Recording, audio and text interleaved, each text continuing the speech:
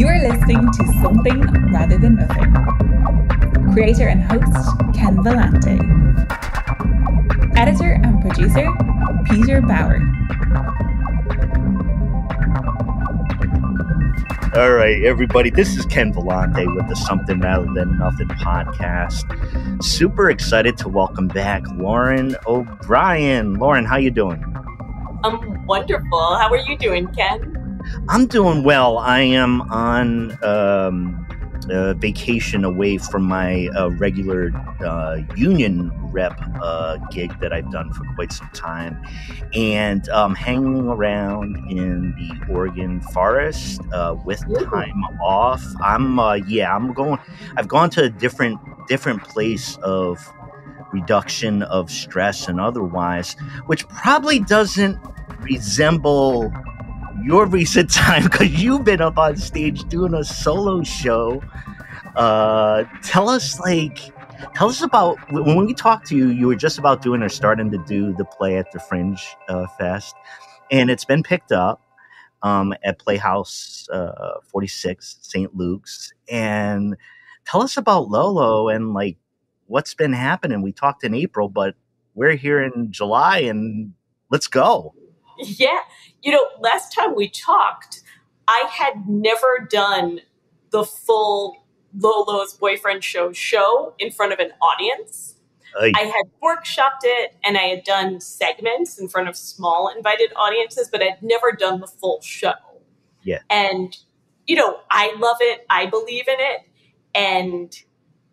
But you never, even with all the work you put in, you don't know how an audience is going to respond. It's live, right? It's live. Yeah, live theater. And of course, it's different every time. It's like, I don't know if I'm allowed to say it. It's like making love. It's different every time. Of course, we're trying to get people to your show as well. I don't mean to interrupt, but no, there was something when I taught philosophy for a short period of time, and I love philosophy. Like I get jazzed about it, and I found it so curious. Like I had two different sections, different days, different times of day. One was mid-afternoon. One day Wednesday, Friday at noon or something like that. But same university, same kind of set demographics of kids when I taught, but it was such a different experience from time to time in between those sections, and it's live, right? Like there's a bit of performance and teaching and such. So you do the Fringe now. So you're doing the Fringe and you're putting it together you're putting it together as you're going through it. So talk about that creatively. What was going on? Because each completed performance that you would have done, you'd look back and say, oh, that's the whole thing. I did it. So what was going on with that development? I guess there have been different phases of development. Because I don't know if we talked about before that I had done another show at the Fringe in 2020. Which won an award. Yes, thank you. Yeah, it won Audience Choice Award. Yeah, heck yeah. I'm getting both, used to both the experts, both the great expert voters, which we need, and the audience themselves. Awesome. That's a great combo. Yeah, very, very happy. So, that show was shut down. It actually was also extended, but our extension was shut down due to the pandemic. Oh. We received the award on March 7th, and then everything shut down the next weekend, like March 14th. People were advised to stop their shows, stop sports, and just kind of hang tight for a while. Yeah. So that happened. And I always, leading up to that, I had a lot of personal struggles and obstacles in my life. I don't know if we had talked about this before, not to get too upset. No. Like seriously, right now, in establishing it, one of the things when we talked and asking you, back on is because I felt some strong connections about working through things. I've struggled with addiction, some serious, I think over the last 2 or 3 years, to put it plainly, dealing with loss or in suicide, which I knew you had covered that ground. Part of it was like, there was an openness in talking. It was such a great episode we did all great, together. Yeah. And that was episode 260. But what a fun time with the other gals from Fringe. But when we were talking, there was there's the person. I was very interested in the bravery. I talk like of being on the stage and dealing with this, because I feel like myself as a human dealing with more and more like the last few years, but also saying like why I'm doing this podcast is why the fuck, like, how do I process this shit? Like, how do I, and when I asked you what is art and you talked about the mud, we're in the mud, and the lotus flower as an extension to that I really connected to that. All this to say, talk about, as you are comfortable, talk about yourself in connection to the art and how you process it yourself. Yeah, I love what you were talking about. Like we talked about last time, I do practice Buddhism. I practice the Lotus Sutra.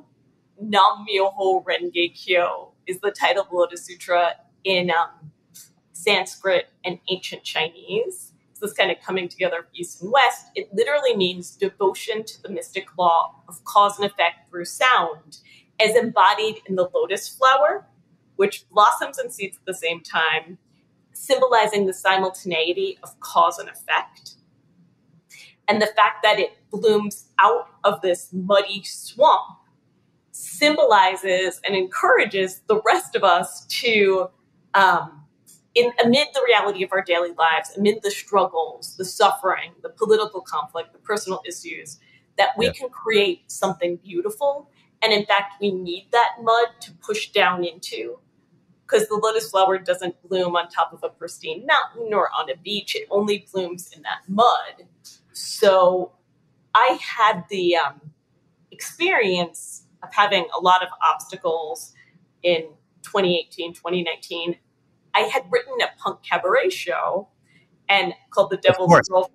I co-wrote it, and I got Tell us the title again. The Devil's Girlfriend. All right, go ahead. And I got to tour Germany with that. And I came back. I was so happy, so excited, riding high.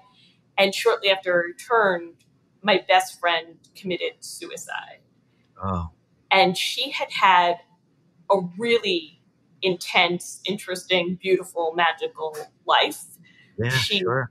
Yeah, she was the victim of child abuse. Her father abused her once so badly he put her in the hospital. She ran away from home, became addicted to drugs. Yeah. But she overcame her addiction and revitalized her life to the extent she became the head of IT at Yahoo. She built a music studio in her apartment. She had books published that were taught at colleges. She had this incredible life. But at a certain point, she succumbed to whatever mental health issues, and she took her life, which was absolutely devastating for me. Sure. And I went through this process of just so much happened of writing about her a lot to just process it for myself. Sure. And as I was putting these different writings together, I remembered she had always wanted to write a play about her life. So I wrote it for her. Damn. And then that won the Fringe in 2020. And I was feeling like I had this huge victory. And then that show got shut down. Prior to that, my father was diagnosed with cancer. And eventually he did pass away. And I was in a terrible accident and had a horrible concussion that took me a very long time to recover from. For a while, I couldn't read. I couldn't focus. I had a constant migraine. It was so hard for me to do anything. Those are so debilitating. I can't imagine. So debilitating. Yeah. And sometimes I would just lay in bed and chant, and I couldn't read. I couldn't write. I just listened to audiobooks, and it was a very long healing process. Yeah. So I was dealing with all these obstacles, and I had written this show about, my friend's death. And because I was facing so much kind of, I was facing the hardest things a human can face on some level, death and loss and injuries. And I wanted to write something funny. I was like, you know what? I want to write a funny show about dating, because what's funnier than dating? And then I started just writing stream of consciousness, dating stories, some that I had experienced, some I dreamed, some that I made up after meeting somebody, some that were inspired by friends, and weaving them together. And at first, I just wanted to write a book because I didn't want to perform anymore at that time, because I was dealing with my health and still grieving. I had so much healing to do. And I decided I wanted to write a book. So I wrote a book version, and then I took about a year and a half or 2 years working on the book, and then started sending it out to agents. And then I don't know what happened. At the end of 2022, it struck me that I wanted to do it as a solo show. I just got this fire in me. Yeah. And then last year, I workshopped it with Matt Hoverman, who's a wonderful writer, and he's done solo shows. He's kind of a solo show genius. So I workshopped it with him. Then a mutual friend connected me with director Christine Bacour, and we further developed it and further honed the script because it was way too long. And then we applied for the Fringe. But as I was working on it and developing it, I thought at first it was this fun, lighthearted piece. But as I got deeper into it, and Lolo became kind of her own character, her own person, separate from me. Like, her experiences are definitely inspired by my life and people that I know, but she became really her own person. I really found this deeper thing that she struggled with and that I struggled with, which was this self-hate and self-blame that manifested in self-harm, and her habit of always putting her self-worth outside of herself. Yeah.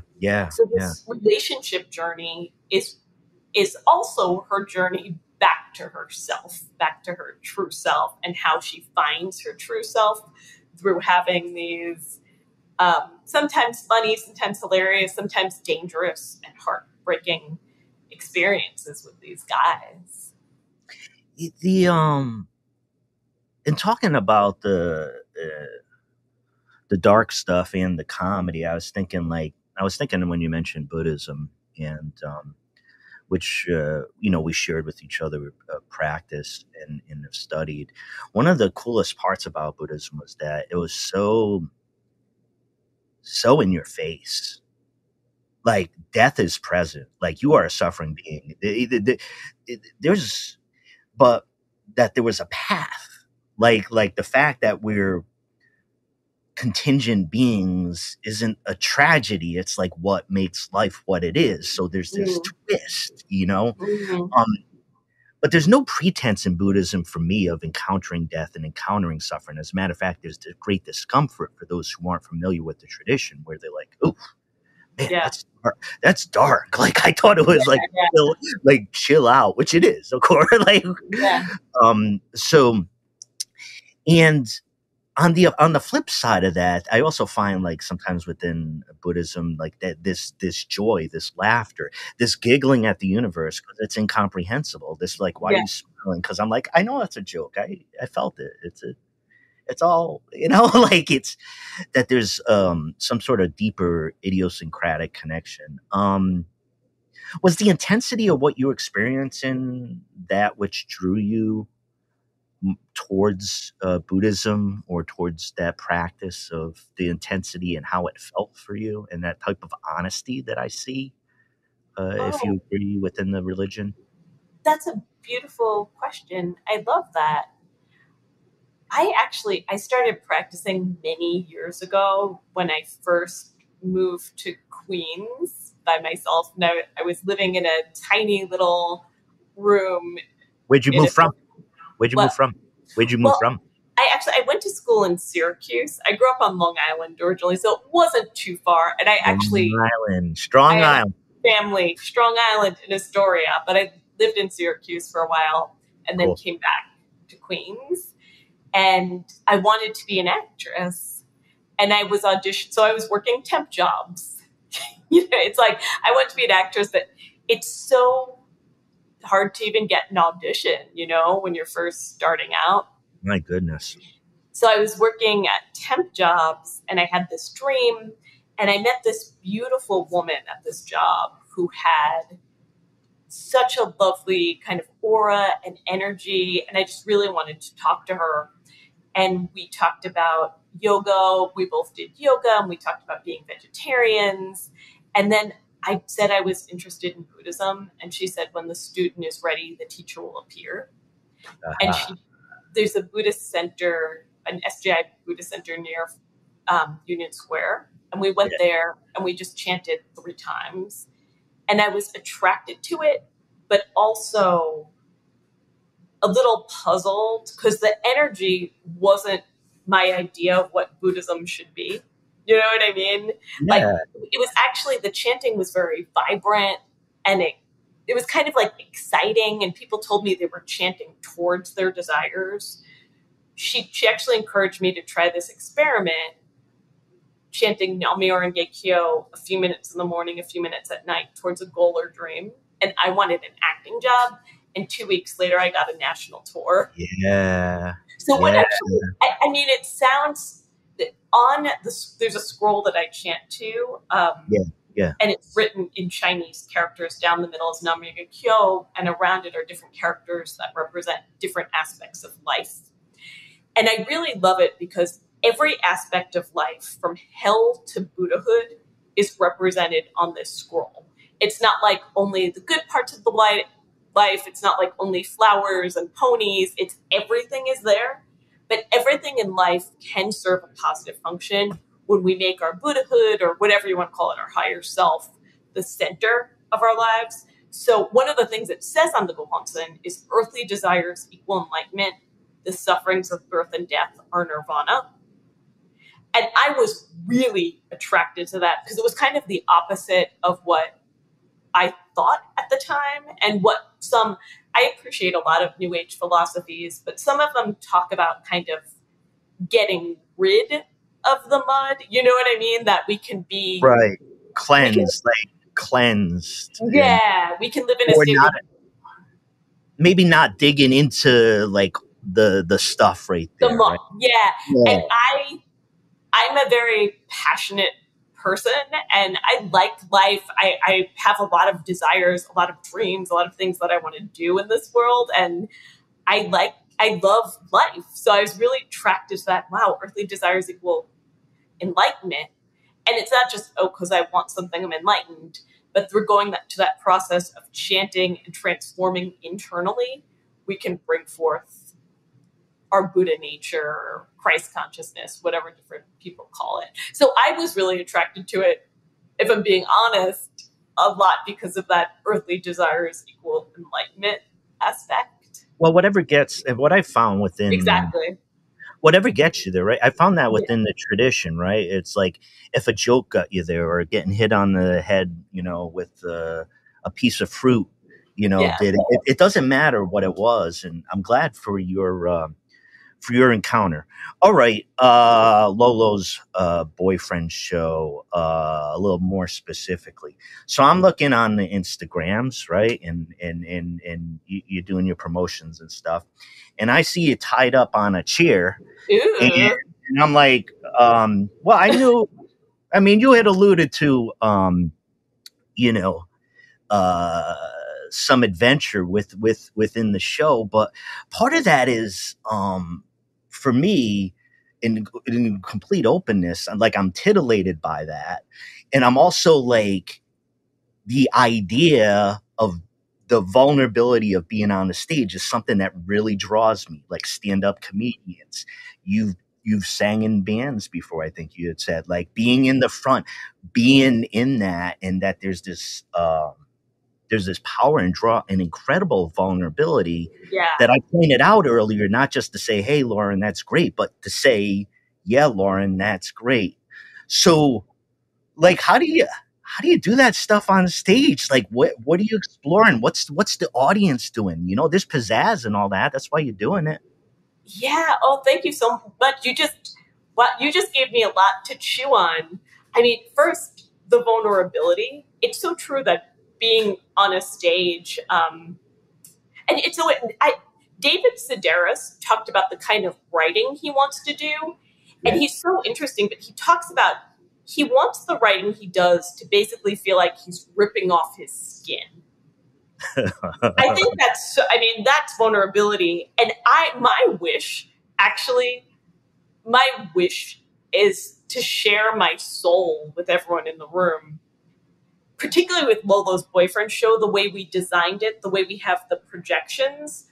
Our wish is for everyone in the audience to feel like they're stepping inside Lolo's mind and inside her soul. Yeah. The whole show, as the audience is coming in, I'm already on stage. So, and the music, everything involved. And it is this vulnerable tightrope because there's so many things I want to talk about. On the one hand, it's also like we rehearsed a lot for this and really sculpted the show really meticulously and go to a lot of really dark emotional places. That said, it's like walking a tightrope. And we don't know, we know the basic structure and what's going to happen, but so much depends on what I had for breakfast, what the moon's doing, how some people in the audience feel, and how safe we feel, what that rapport is like. Yeah. At the last show that I did at the Depot Theater in Garrison, someone screamed out at the end of the show. She didn't want me to go with the guy that I was contemplating going with. She started screaming out, don't do it. And Auntie's yelling at you. No.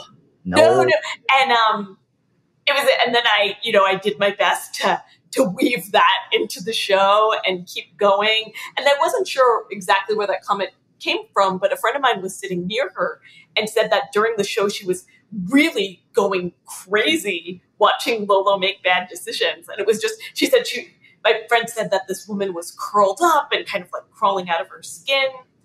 And then the part with the S&M in the show, it is very vulnerable. And I think the part of the story that it's in, it serves the story in terms of what Lolo is willing to do or where she's willing to go to find acceptance and love. And, Lolo doesn't exactly approach that from the healthiest place. I know that there are people who are healthy, consensual adults who participate. Lolo, psychologically, I don't think is really ready for that, nor is the person that she's doing it with necessarily safe for her. That's all I'll say. But right. I wanted to share that vulnerability with the audience, that part of Lolo's journey, which then leads her to have a kind of awakening. But in this show, I really didn't want to pull any punches at all in terms of, where Lolo's willing to go, how she attaches her self-esteem and how she feels about herself and her life to everything that's external. And I think that moment is part of her, that fundamental flaw in her. I hope I answered that. Did that make sense? It did. Well, in talking about the solo component of there, I had a related question because, well, you're the person doing it, so I'm going to go to the source here. But like I've seen culturally, like TV shows like Fleabag and like these kind of plays that kind of like capture like the imagination, and then maybe are expanded out into maybe well, definitely more popular forms of media and like TV adaptation. And is this a change, or is this a dynamic that's going on? I don't know solo shows that well. I've just gotten more in contact with Broadway and shows and doing a solo show. And is there something changing about it? Or if you do a solo show, are you thinking about keeping expanding it out as an extension of yourself? Those are great questions. And I think that there has been a shift in how solo shows are viewed. There's probably a few reasons for that. I personally, all right, I feel like we could go in such great questions. I feel like it's like a tree. We could branch off in so many different directions. I love solo shows personally. I love working on them, and I love seeing them because I'm so fascinated by individual human beings. And I love going that deep into one person's psyche or into one character. A lot of people base them on their own lives, and some people, it's a completely fictionalized character. But in any case, I love being that absorbed in one person's energy for an hour, hour and a half, however long, and just seeing how deep that one person can take us. And then I think the success, and I do think actually they really allow the creator to be really vulnerable and really hit a deep truth. Of course, we get that when we're collaborating, and a solo show doesn't stay a solo show. Like, I started working on it by myself. I wrote the book version, and I wrote a draft of the solo show.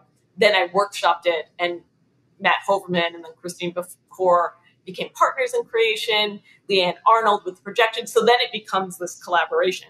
But I feel like there really is something to starting it in this almost deep meditation, because I spent a couple of years living life in a very solitary way. I did have another job that I was doing that I was mostly working from home at the time. And then I was working on this piece while I was getting my health back and healing from this grief.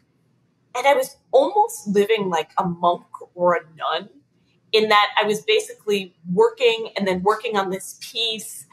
I have one really incredible friend that I live close to, Rachel Sage, I don't know, who's also, she's a singer-songwriter, incredible singer-songwriter. But we would take these long walks together, and it was an almost monastic kind of way of living, that I was going really deep. I was reading a lot, listening to a lot of audiobooks, and going just like really, really deep into my cells, into my soul, to create this piece.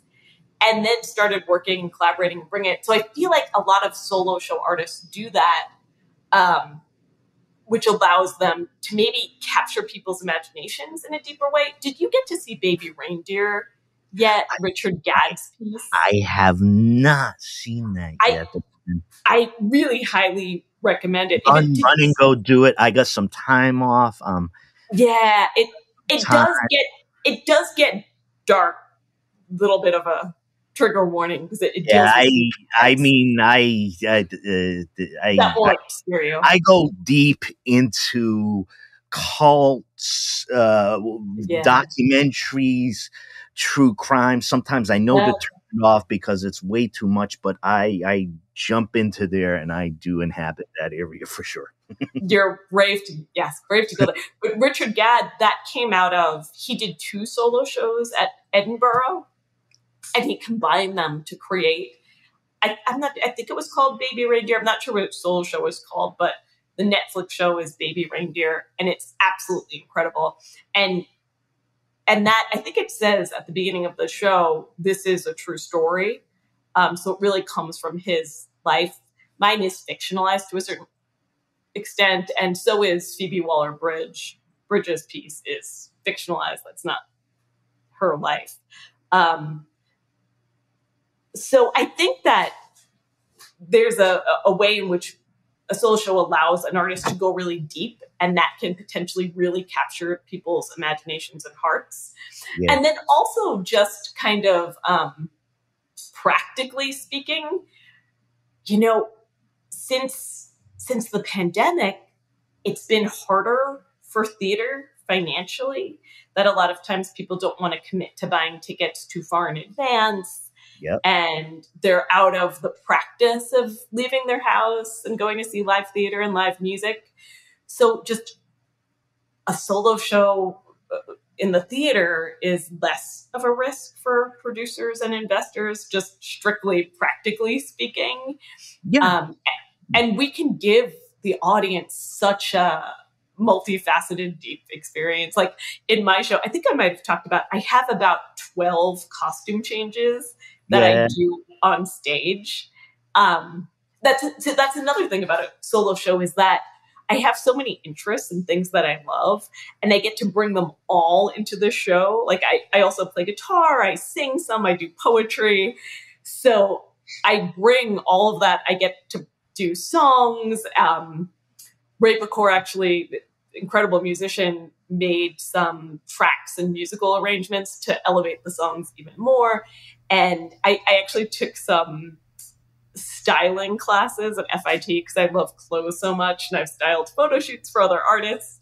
But I get to use that in the show and styled all the different characters, and I get to just do these quick changes on stage, and then it's so interesting with clothes, why I love them so much. Just adding a jacket or taking off a layer or a hat, it can change the like my own energy and the whole feeling, I think, in the room so much. So I get to explore that. Yeah. I find that absolutely fascinating because, in thinking about fashion and such, like I've been like on somewhat of a journey and understanding of like fashion, which is a very big concept. I'm really interested in like costume design and fashion. And I realized maybe about 10, 12 years ago, as like a heteronormative type of thing, that I didn't like talk, like at least how I'd grown up and stuff like that. You didn't talk about fashion stuff. Like that. You know, like it was a heteronormative type thing. So a greater comfort in being like, what's that baggage I have from when I was younger? And I would, subscribe to fashion magazines because like the advertising and the color and like everything. I was like, this is art and glitz and money and something else, and it's all in there. And I was like, man, I was fascinated by it, by all that. And there's a lot of dark corners of fashion, but there's other aspects of why good people work within it who are artistic would want to do it, because there's some glory and there's pizzazz in it. So when you were talking about like costume design and things like that, I found myself as a viewer, somebody who's looking at art or a movie or a play, noticing those discrete elements that people are like have such talent in, that are just, you point them out and be like, hey, I did that as well. And I'm like, wow, that's really amazing, because that's a discrete thing. So you find some great joy in being able to create that type of universe in costume and fashion in your shows as well then. Yeah, it adds so much. I think it's really cool that you were exploring fashion and getting those magazines and everything. Yeah. It was like getting as I get older at different times, I've had like these strong energies like of not giving a fuck. Like I haven't been able to live in a way with all elements of my life. I mean, I got kids, I have responsibilities and a job. It's not like I walk out the door and do whatever I want. It's not like that. However, when it comes down to it for me, for personal ways of expression, political beliefs, I realized a long time ago, I'm not going to have a lot of beliefs that gel well with everybody. They just don't. And I'm like, what am I going to do? Hide those away if they don't exist? Or be like, people going to act a certain way towards me anyways? Who gives a shit? Like, I'm gonna make or do what I want. And it's a journey. It's a journey, but I felt, as difficult as things can be, I felt healthier with that dynamic of being, It's so interesting. Everything you say, I feel like I get 10 ideas of different directions the conversation could go in. We'll have to become co-hosts of like a podcast, like of a series. Sometimes we can just bounce it around. I know I'm like that. There's a combination of our brains here that means something in particular for recording here. But yeah, go ahead. Did you see the Alexander McQueen documentary? I haven't seen the documentary. I'm familiar, with the work of Alexander McQueen, but tell us about the documentary. I mean, it's beautiful and heartbreaking. He had just such an incredible life and a magnificent artist, always pushing boundaries, pushing himself, doing sometimes, if I remember correctly, he would sometimes do a dozen or 20 fashion shows in a year of really high-end fashion, high art fashion. And he worked also, it's interesting because for years I worked at a day job and basically used that money to fund my art.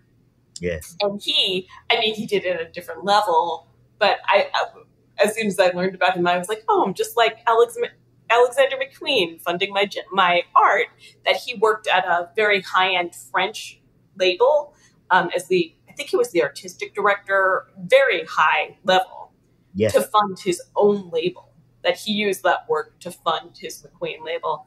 And he did have his own demons and inner darkness, and he's such an example of turning the mud into a lotus flower. He took all of those demons, all that darkness, and turned it into art. I think you'd really love the documentary. That sounds really exciting to look at. I found it was interesting for me to encounter fashion when I would commiserate or talk to or be around painters. They bumped into fashion a lot. Like not any type of painter, but I don't know. There's something about the way painters look at things that I end up having conversations. I remember I had a guest who is just this incredible Australian painter. Her name's Prudence Flint. And I remember talking to her, it was a while ago, but just she had worked at Vogue, and it was in Australia. So it might have been like Sydney, like big city, Australia. And it was interesting to talk to her mind about fashion and just about how she presents shapes, bodies, women in her paintings. And I just gleaned some sort of crossover from her and other places about maybe the painter's eye or the fashion, the fashion designer's eye. And it's just a loose theory, just something I was thinking about. No, yeah, it's very interesting. And I mean, there's fashion in terms of like knowing the designers and the labels and what's in vogue. And then there's also personal style and combining those. Yeah. Because, you could find something at a thrift shop and make it your style, or combine it with a high-end piece, like maybe high-end shoes, and you combine it with a cape that you made yourself out of some material, and then like a pair of jeans that you found at a thrift shop, and like make your own personal style.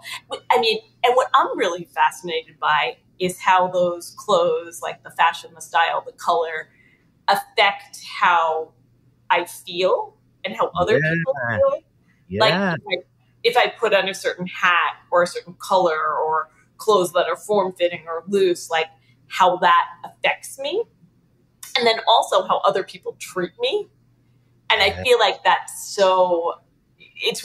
character, I think, because so much character is then how other people see the character, how other people interact with the character. So as I'm developing different pieces and characters, like their clothes are so important to me.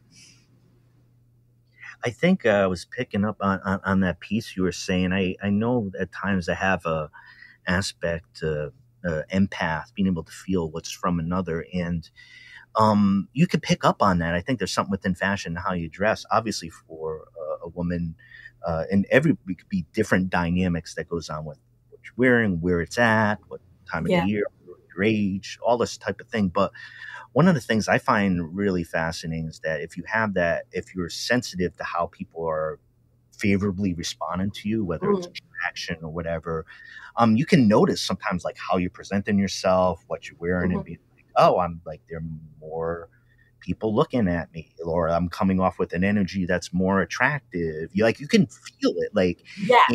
and so then I think there's this piece where, what am I wearing? Who am I gonna be? Like that, I think Yes. people are comfortable talking about, but like tonight, I'm gonna like try to go like that route. Is it me? Yeah. Is it exaggerated? Yeah, that's the route I'm going. Yeah. Yeah, I love that. To explore different aspects of ourselves. Hey, we got to do some housekeeping here. I want to make sure everybody knows about the play and the specific. So we're at the Playhouse 46 St. Luke's. Now so everybody knows Lauren and I are here chatting cross country right before the 4th of July, and there's a chance, I don't know, you'll find out when you hear this, that we try to get this episode out soon. The dates, if we're so fortunate to have it out in the live field, July 5th, oh my gosh, a couple days away, Lauren. July 6th, July 12th, and July 14th. Lolo's Boyfriend Show. Tell us, fill in a little bit of gaps, things I missed there, what time it might be there in the great city of New York City. So it's at 7:30 on every one of those days, except the Saturday performance on the 6th will start at 8 p.m. But if you get there at 7:30, you can relax beforehand. And you can get tickets at the Playhouse 46 website. If you Google Playhouse 46 Lolo's Boyfriend Show, you can buy tickets. I'm building a website right now that should be up any second, lolosboyfriendshow.com. So hopefully by the time you hear this, that will be up and ready for you to view and find tickets there too. I think that's really exciting. I got to tell you, I grew up in Rhode Island, when I was younger, and I made it out to New York City, Manhattan area, and visiting the region a couple times this actual calendar year. I was got to see my brother St. Patrick's Day in New York City, and then I was there around New Year's. And I love New York City, though it had been many years since I had been able to visit, and I get so excited when I'm there. And then part of the thrill of doing this show is to come in some sort of contact with these worlds that I was walking around. I'm like, this Broadway, I know a little bit more about this, and I'm like, Lolo's Boyfriend Show, and knowing some other shows that have been around, and what's Fringe Festival. It was kind of cool to walk around in that area and be like, hey, I'm kind of in the know, and so I really dig on New York City, and I don't make fantasies about it. Like everything we've been talking about, there's an underside, there's all this crazy competition. As a matter of fact, in the theater industry, I was listening to the podcast Freakonomics that was talking about the economics of a Broadway success, what's happening with the market. The audience has changed. The pandemic changed things. And I was listening to that, and I felt like so connected to the story of kind of interacting with creators in that field about theater and being around theater. Long setup. I'm wondering with your show and where you want to go with it in the future here, 2024. As I don't know to say if it develops, you're the creator, but where's Lolo go? I love that. All around the world. Yes, yes. For her to go all around the world. Good. Yes. I'm so, like we talked about, I put my heart and soul into this. Spent so many years developing the show, and it's really striking a nerve with people. Like we talked about, the audience responses have been wonderful. Did I tell you we sold out the Depot Theater this past weekend? So exciting. And people's responses after the show with how they're relating to it and how they see themselves or their friends and their loved ones in Lolo. And it really means a lot to me. So my wish is to share the show with as many people as possible.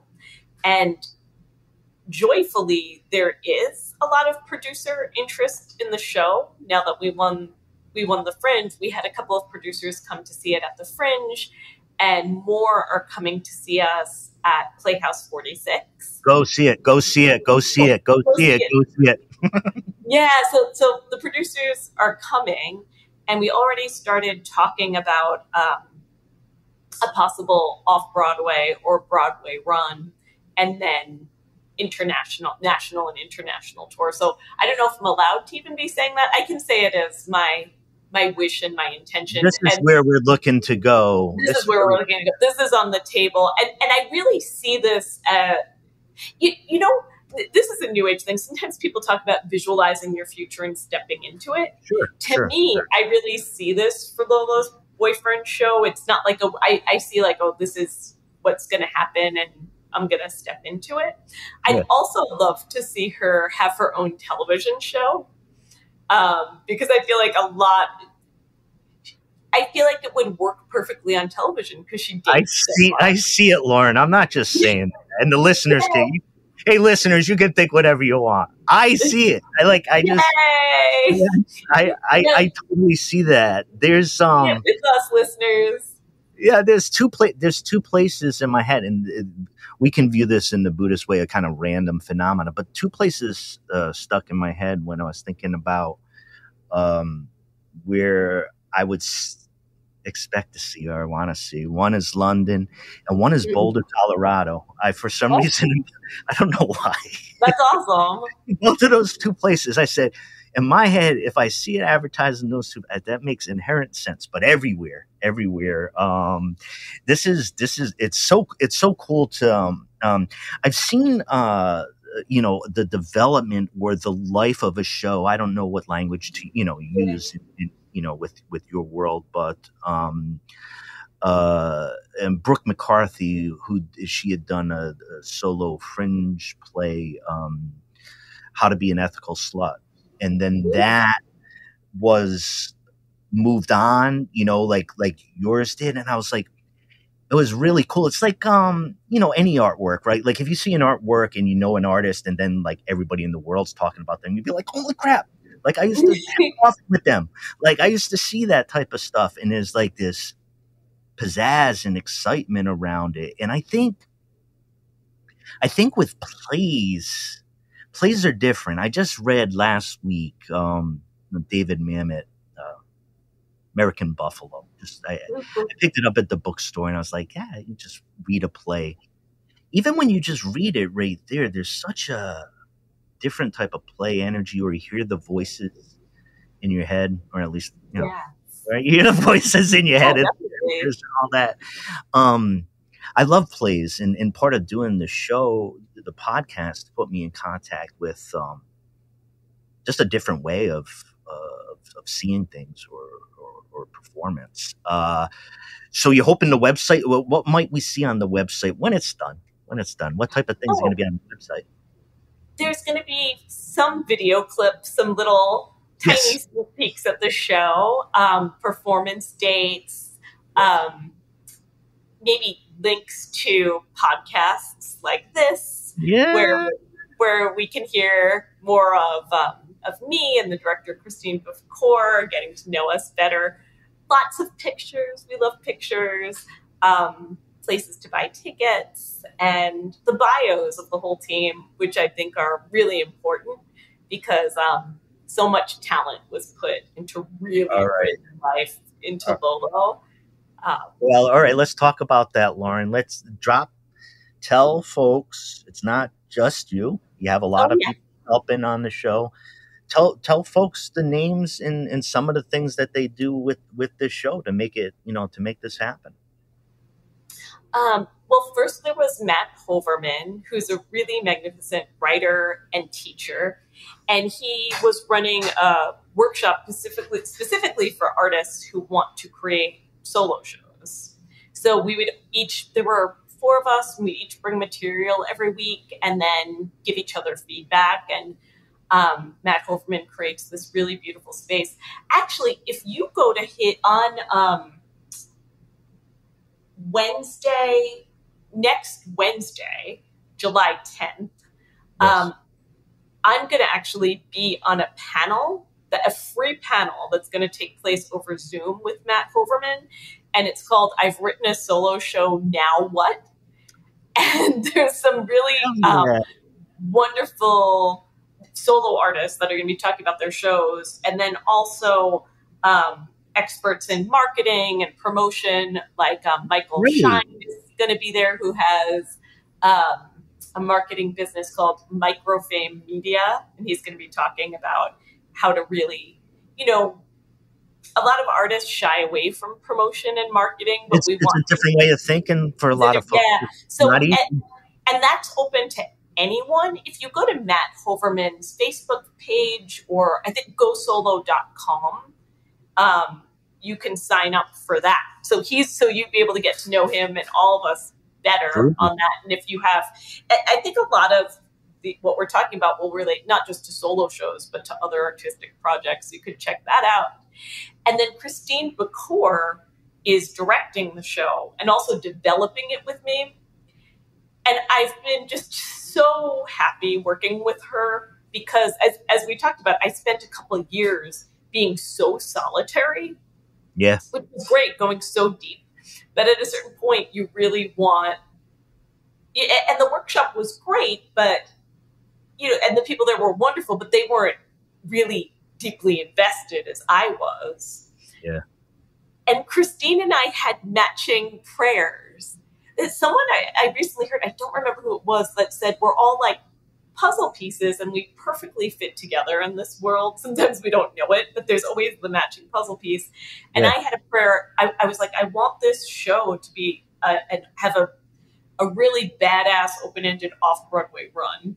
Hell yeah. And that was one of the prayers I have for the show. And Christine said simultaneously, she was praying, she was like, all right, I want to direct an off-Broadway show.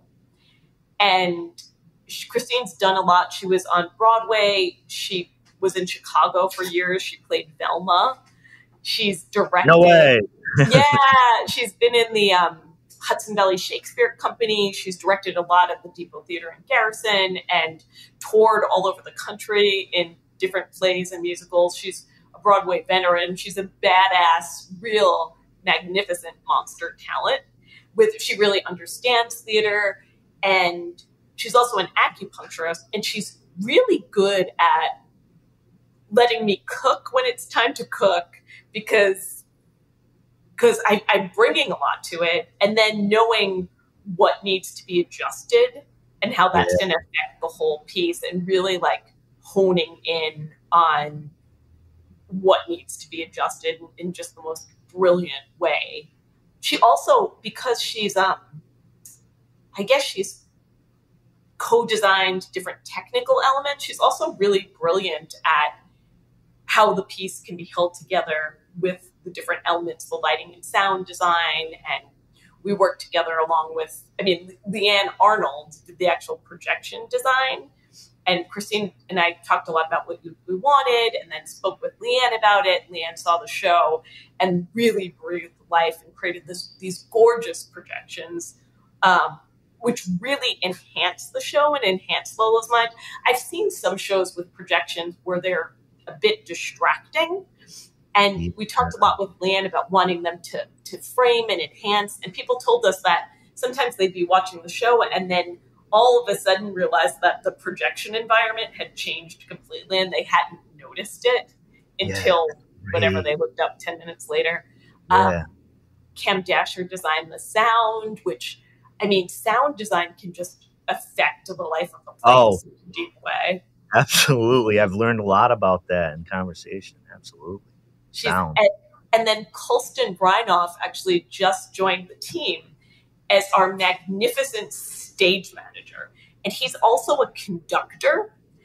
And he brings such artfulness to stage managing and calling the show and making sure all the beautiful cues, the projections and the lights and the sound all happen when they're supposed to happen, and that everyone's in the right place and that the furniture is where it's supposed to be and the props are. And he is so lovely and approaches his job as a stage manager like it's the most beautiful art and like a conductor. So I'm so happy to be working with him too. What a team. I think it's important. I think it's important to talk. I mean, a lot of times, you know, I work generally in a collective type movement, and a lot of times it's really important to talk about the folks. You know, these, like you say, I use the terms a lot myself. I'm talking about friends who are super talented people I know, and genius. They have this incredible mind for this, and you know, you got to call that stuff out, right? It's not all supposed to disappear. Like it's supposed to disappear, right? Yeah. It's supposed to just feel the magic, but it's not supposed to, you know, you're going to be like, that's part of the magician team back there that's pulling this stuff off. I think that's great. And, you know, the sound and the projection. And it was interesting to hear about your projection. I know visually and seeing some of the images from the show, whether it's been on Instagram and other places, very striking, beautiful photography, color. You very much like stand out. It looks Hollywood. It looks New York. It looks like, yeah, I mean, it has, you know, it's like, pay attention to this, like look at it. And, so that vibrancy is always fun in my head of seeing that and all the costumes and wow, geez, what a show, right? I mean, seriously. Now you're gonna do this in a couple of days. They take me in just in a private way. In a couple of days, you're gonna do this. I'm this guy over here in Oregon. What in your life and doing these type of things? Like, how do you move on from now in a couple of days and then be on the stage? Do you have to get into a certain place or what goes on? I spend a lot of time preparing, maybe too much, I don't know, but because it is a solo show, and another wish I have for the show, I really want the audience to feel like they received something. I want to give them a beautiful gift because I know, you know, right now, I think the prices are really affordable. We have $30 tickets and there's a promo code for $20 tickets. If anyone needs that, it's right on the DL. It's lights on if you want $20 tickets. Lights on. It is affordable, especially compared to so many other shows often on Broadway. But even that, I know a lot of people are struggling financially, or they're working multiple jobs, or they have busy, demanding lives. So just for people to get there and experience the show, I really appreciate that effort. And I want everyone to feel delighted that they're there and special that they're there and fortunate that they're there and that it was a good decision. I really want to give people that gift. Because honestly, I've had experiences like that where I feel like I've received so much from the artist and I feel so blessed and fortunate to have experienced their art. And I feel so refreshed. And I've had the opposite experience where I feel like it's just about the artist's ego and about feeding their ego, and they weren't really there to give something.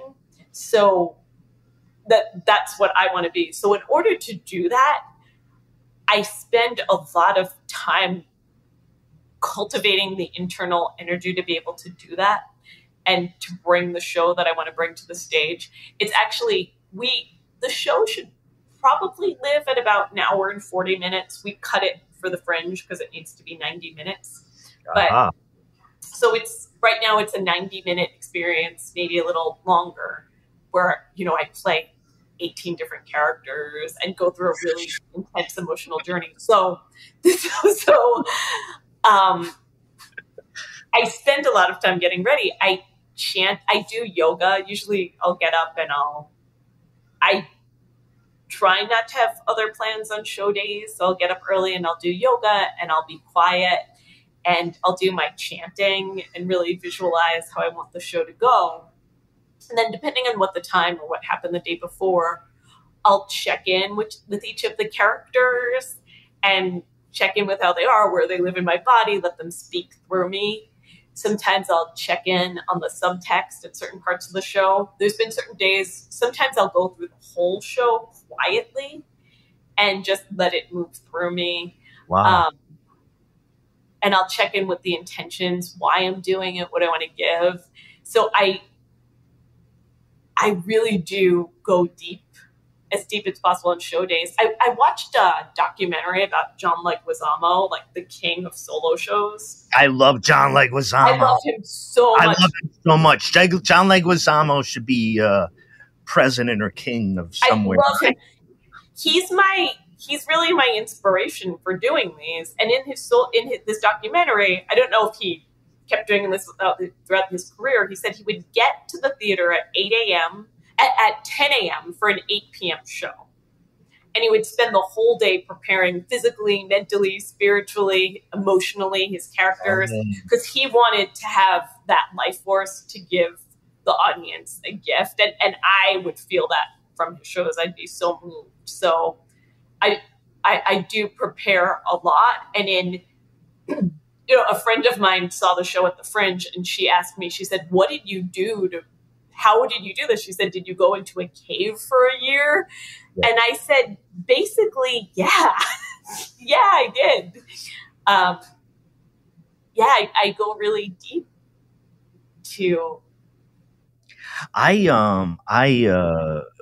In mentioning, and thank you for mentioning Leguizamo, because in my head, I'd watched that a long range, the brilliance, the beauty, the everything that Leguizamo can do. But one really cool thing I had, and I don't know, it was connected to London too. I went to the comic book store out there when I was in London one time, Forbidden Planet, and I got a signed copy of John Leguizamo's graphic novel that he had done about like his life and everything. And I was like, that was such a treasure. When you get something like that's a treasure that you found somewhere, you're like, I don't know if I'll ever see one of these again, and it's mine. Right, for sure. He's one. I don't get too starstruck, honestly. But he's one star that I would be really overjoyed and overwhelmed to meet. Like, I would be.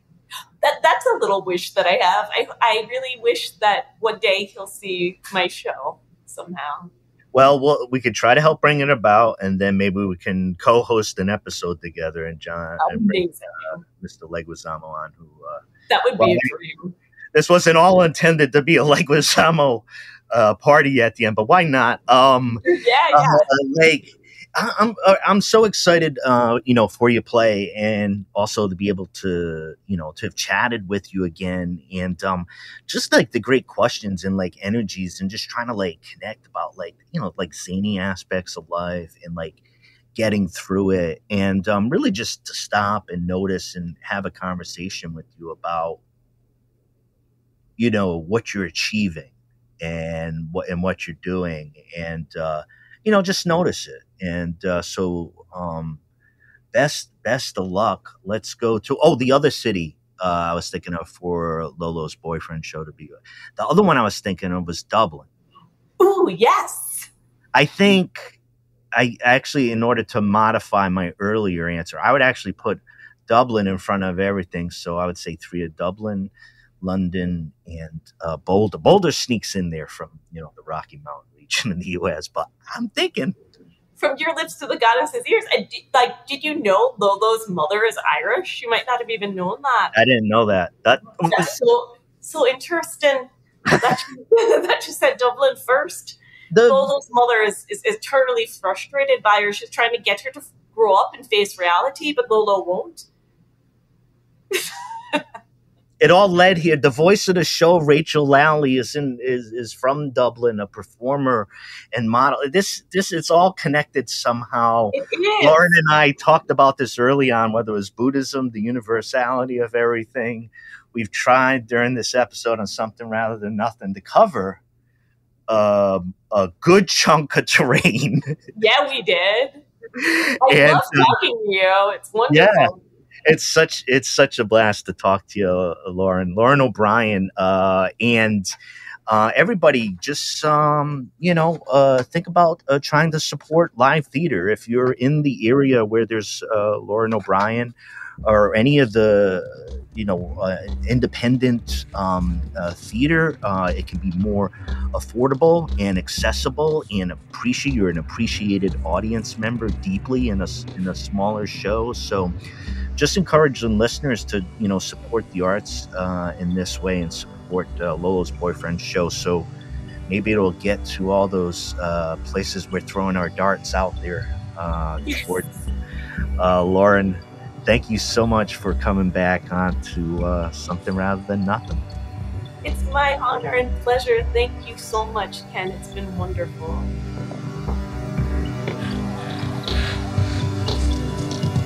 This is Something Rather Than Nothing.